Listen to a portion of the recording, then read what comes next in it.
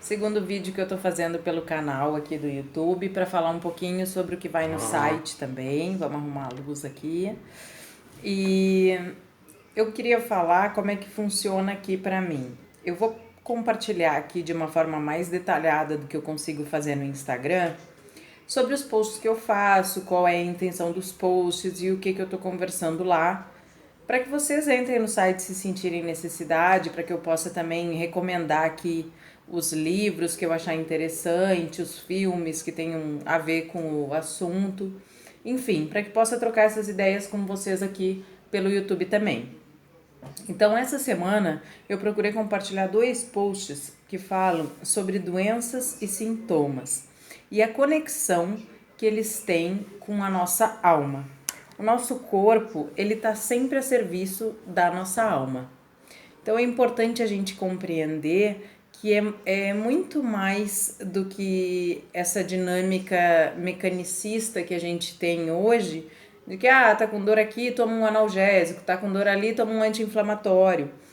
A gente tá só, na verdade, burlando e distanciando dessa conexão com o nosso corpo e com a nossa alma.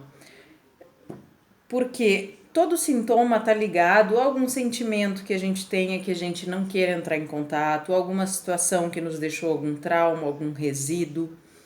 O nosso corpo fala aquilo que a nossa alma gostaria, mas não pode porque a gente não permite. Então ele permanece sempre, sempre a serviço. Nesse segundo post que eu publiquei hoje, normalmente os posts são publicados às segundas e às quintas, de manhã. A reconciliação no espírito, segundo Bert Hellinger. Bert Hellinger foi o criador das constelações familiares.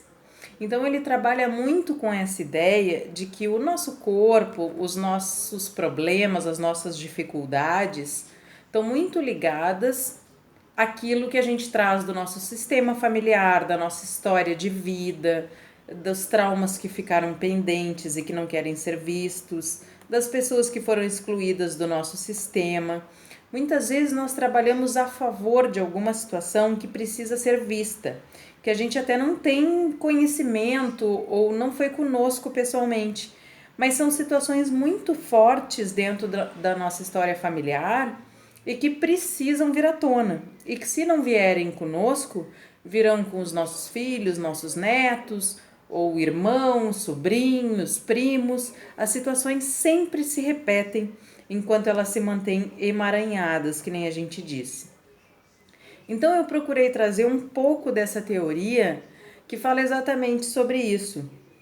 Como que a gente está distante da nossa alma e de compreender o que os nossos sintomas servem, para que a serviço de quem que eles estão, na verdade, e entender de uma maneira totalmente diferente também os sintomas e as doenças.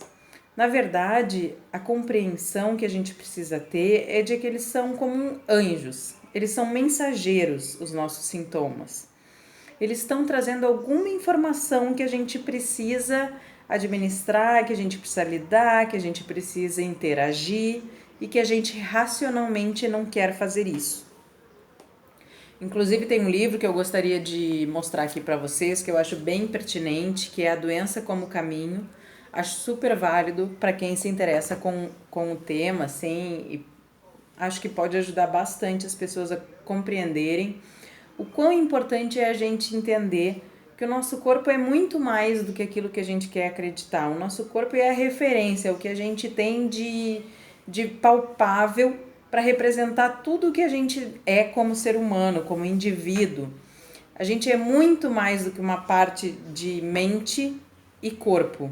É tudo interligado, a gente tem alma, tem espírito, a gente age através de um DNA familiar que se refere tanto às características físicas quanto às características emocionais, aos traumas, às situações pendentes.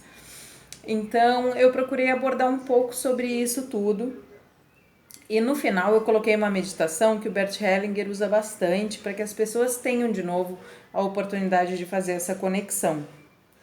Então ali está bem descrito exatamente como ele faz, são meditações muito simples, mas que agem de uma maneira muito forte, muito poderosa. E é como eu costumo dizer, e muito aprendi nessa parte de constelações também, normalmente o mais eficaz é o mais simples. Não precisa ser complexo, não precisa ser difícil. O simples resolve e é muito poderoso. Então fica a dica do livro, o post para quem quiser entrar na paulagularte.com.br e espero que tenha ajudado a falar um pouquinho mais sobre o assunto.